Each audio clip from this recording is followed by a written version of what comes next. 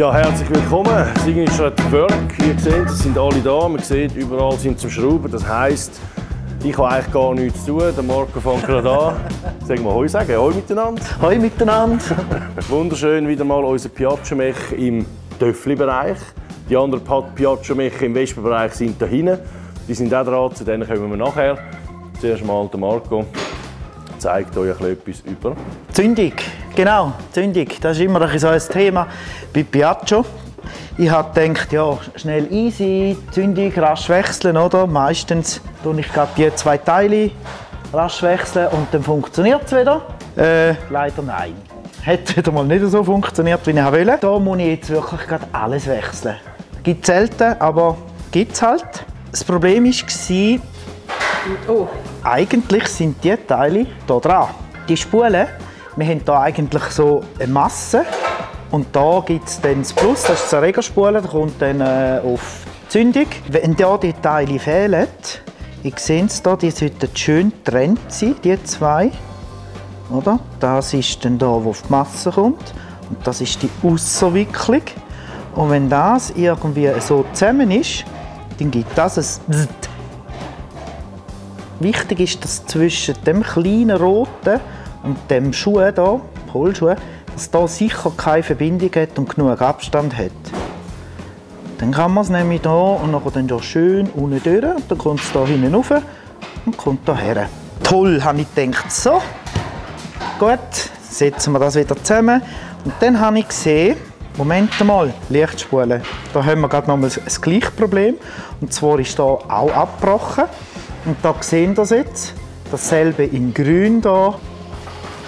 Weil eigentlich gehört ja das so zwischen ihnen, dass das schön getrennt ist. Der hat garantiert kein Licht gehabt. So, und jetzt bin ich hier gerade dran. Jetzt habe ich hier die neue Lichtspule genommen, habe hier ein Schüli angelötet. Und da ist jetzt halt bei dieser Spule gerade ein bisschen ungünstig, da kommt jetzt noch das Plus weg. Ich habe jetzt aber sicherheitshalber hier noch mal einen Schrumpfschlauch auch noch drüber tun, dass man hier die zwei sicher nicht eine Masse machen, also einen Kurzschluss machen. Und jetzt muss ich die dann einbauen und ihr seht, das muss ich wieder verlöten. Und jetzt muss man da müsst ihr euch einfach ein bisschen Zeit nehmen. Es ist ein Gegli-Bütz, ich weiss da, aber wenn ihr das nicht sauber macht, dann habt ihr einfach keine Freude.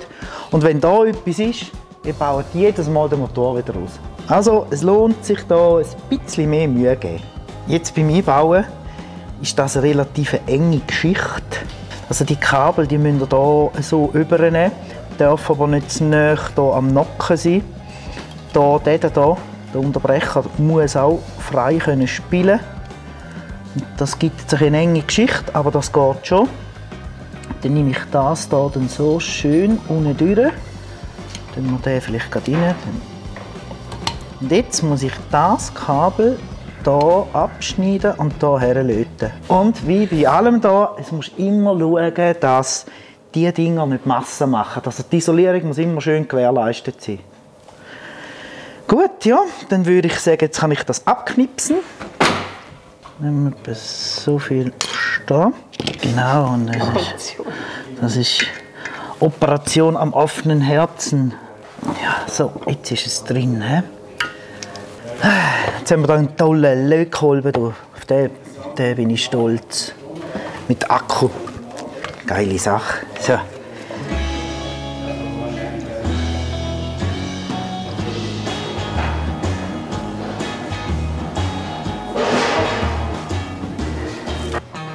Mal schauen, ob es hebt. Ja, da geben wir ihm noch ein bisschen.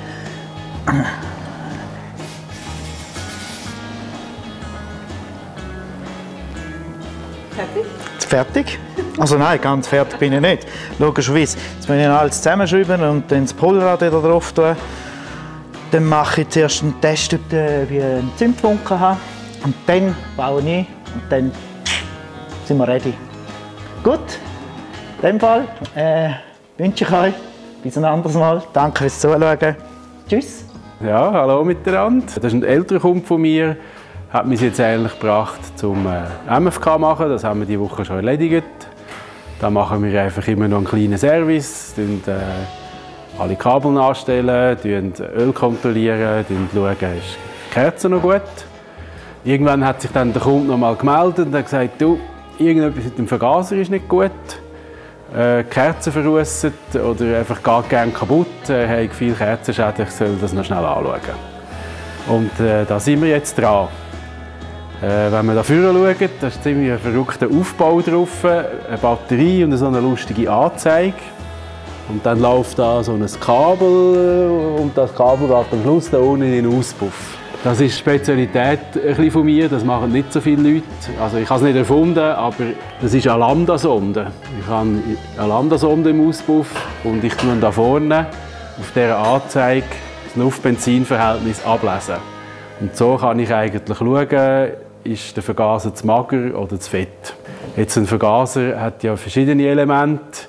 Schieber, Zerstäuber, Luftkorrekturdüse und die Elemente haben in verschiedenen Schieberstellungen einen Einfluss.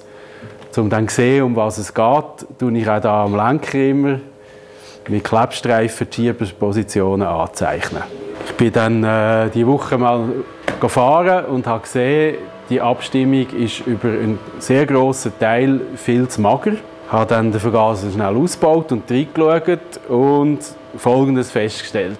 Da ist nicht mehr der originale Deloitte-Vergaser drin, da ist ein Nachbau drin aus Indien, ein Spaco-Vergaser. Die Vergaser sind natürlich in den 30 Jahren, was sie gebraucht sind worden, für jeden Motor individuell abgestimmt worden.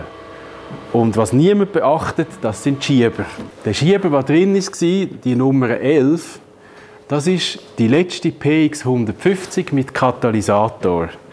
Die ist wirklich hart an der Grenze abgestimmt, dass sie möglichst mager ist, dass sie die letzten europäischen Normen für Zweitaktmotoren, was Abgase anbelangt, noch genau erfüllt hat.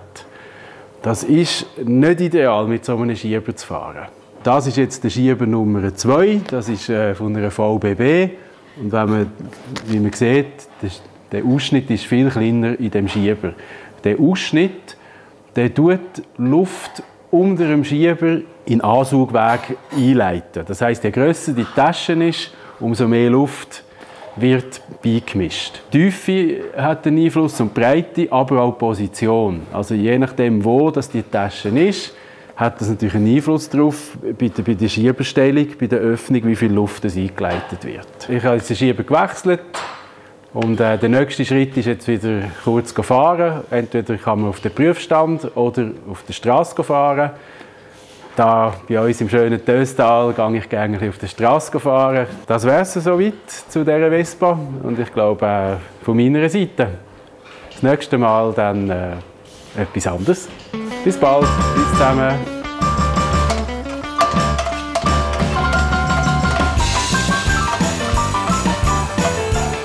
Hey, hallo zusammen! Willkommen an der Zapfsäule. So, ich habe gerade ein Pony fertig gemacht. Der Tank hat Cyril versiegelt, der ist jetzt trocken, den kann ich jetzt füllen. Und jetzt bin ich gespannt, ob das Ding läuft. Jetzt muss ich noch schnell Benzin auffüllen.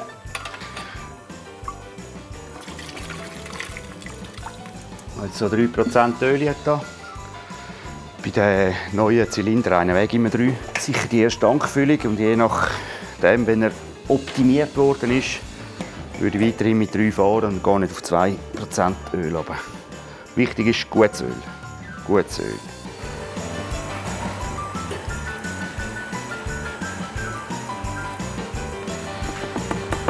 Läuft schon unten raus. Mal schauen, ob er dicht ist. Eben das erste Mal jetzt wieder Benzin drin hat. Tipptopp.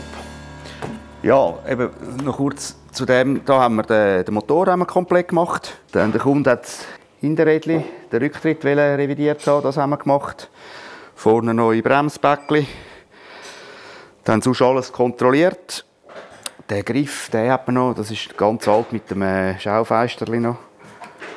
Muss mal schauen, Uta, schau mal, wie herzig. Zweiter Gang, erster Gang. Da gibt es fast keine Ersatzteile und der hat gelödelt. Jetzt habe ich hier rein abschleifen. Und jetzt ist eigentlich gut. Benzin an, auf.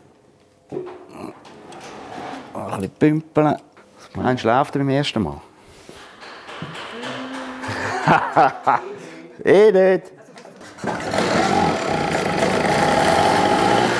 Oh!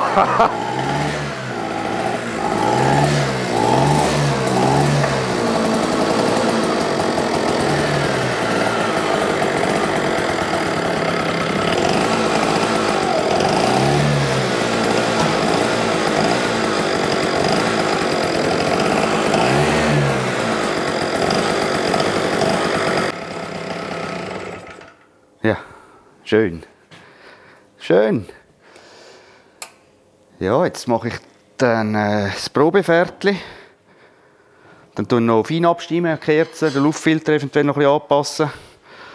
Und dann nochmal pumpen, nochmal Benzin auffüllen, sauber putzen und dann kann man dem Kunden anrufen. Könnt ihr abholen. Aber zuerst noch die Probefahrt. Das ist geil, jetzt schneit es. Schau mal. So schön! Endlich Winter! So scheiße. Uta, kommst du mit raus? Also